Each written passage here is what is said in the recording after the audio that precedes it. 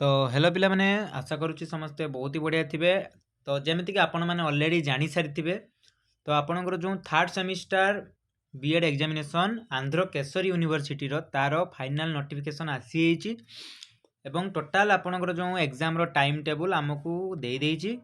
आपण माने देखि सारिथिबे ऑलरेडी आ टाइम तार रहिची 2टा रु 3:30 PM बुझी पारछंती। तेणु टोटाल आपणकर तो 40 मार्क रो एग्जाम टी हबो विथ ता सहित आपनको 1.5 घंटा टाइम 1.5 आवर आपनको मिलिबो बुझी हला। तो समस्ते बहुत सारा क्वेश्चन करूथिले कि केबे आपणकर आसीबो। तो एबे फाइनली आपणकर आंध्र केशरी यूनिवर्सिटी बहुत जल्दी जल्दी सब एग्जाम करि दोउची।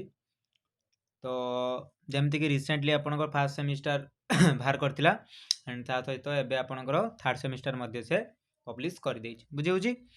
तो तालंतु डेरी न करी देखिदबा आपणकर कौ दिन कोन रहिची। तो फास्ट आपणकर जो थर्ड सेमिस्टर कोर्स रहउची सेथिरे आपणकर 24 तारिख रु आपणकर स्टार्ट हे होउची जो आपणकर थर्ड सेमिस्टर डे 1 बुझियला कोन रहउची आपणकर 24 फेब्रुआरी रे आपणकर रहिची जो माने आपणकर साइंस बैकग्राउंड रो पिला सेमानक पई माने पीसीएम पिला मानक पई मैथमेटिक्स रहउची आ सीबीजेड पिला मानक पई बायोलॉजिकल साइंस रहउची विथ ता सहित जो माने आर्ट्स बैकग्राउंड रहले सेमानक पई आपणकर सोशल साइंस रहउची बुझियला। से आपणकर टॉप गुडा आपणकर जो 40 मार्क रो रहिबो समझ जानिथिबे। सेकेंड रहिबो आपणकर 25 फेब्रुआरी रे आपणकर नेक्स्ट रहिबो आपणकर जो लैंग्वेज सब्जेक्ट रहिबो माने इंग्लिश टी आपणकर रहउची पेपर जो मानकर इंग्लिश थिबो से माने इंग्लिश देबे बुझियला। नेक्स्ट रहिबो आपणकर 27 तारिख कोन देबे पिला माने ना 27 तारिख देबे हां ए जो इंग्लिश रा एटा आपणकर आर्ट्स पिला मानक पई कहि देबा पई चाहूची एटा आपणकर आर्ट्स पिला मानक पई आउ जो 25 गला 27 तारिख रे आपण 26 तारिख आपनको ऑफ दिया आइछ बुझियला। तो आपणकर जो 27 तारिख रे आपणकर लर्निंग असेसमेंट जो सब्जेक्ट रहउची सेटा आपणकर 40 मार्क रो सेटा आपणकर रहउची जोटा कि आपण पेपर 3 बोली हम मध्ये ताको डिनोट करूछु बुझियला।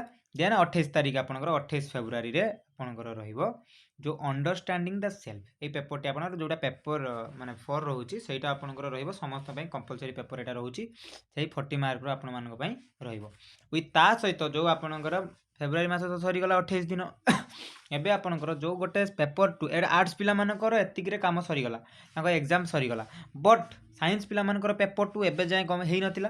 तो सेटा आपणकर मार्च 1 तारिख रे आपणकर हबो पेपर 2 बुझियला पेडागोजी ऑफ फिजिकल साइंस बुझी पारले आशा करूची समस्त बुझी पारथिबे। देखो ए नोटिस टी आपणकर हेई आसीची 4 तारिख रे आज ही आसी पहुंची हम पाखु देखि पारथिबे आउ आपणकर कंट्रोलर जो एग्जाम कंट्रोलर तांकर भी सिग्नेचर अछि।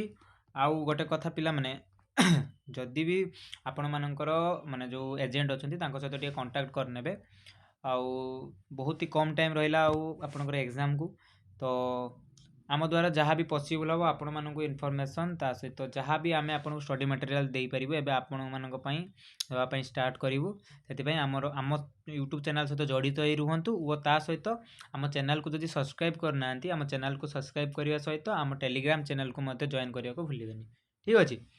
तबे निज निजर एग्जाम में प्रिपरेशन को एबेटू स्टार्ट कर दियंतु जो माने भी सारी नांती ऑलरेडी आपण माने माने सेमिस्टर 1 2 देई कि आपण एक्सपीरियंस गेन करि सारिबेनी तो आपण को बेसी किछि माने जिंसर आवश्यकता पड़िबनी मोटिवेशन रो आवश्यकता आपण मान को नाही तेन ऑलरेडी आपण माने से सब जिंस को एक्सपीरियंस करि सारचंदी। तो आ डेरी न करे निज एग्जाम रो प्रिपरेशन को एबेटारू ही जदी स्टार्ट करनांती कर दियंतु ठीक अछि। धन्यवाद।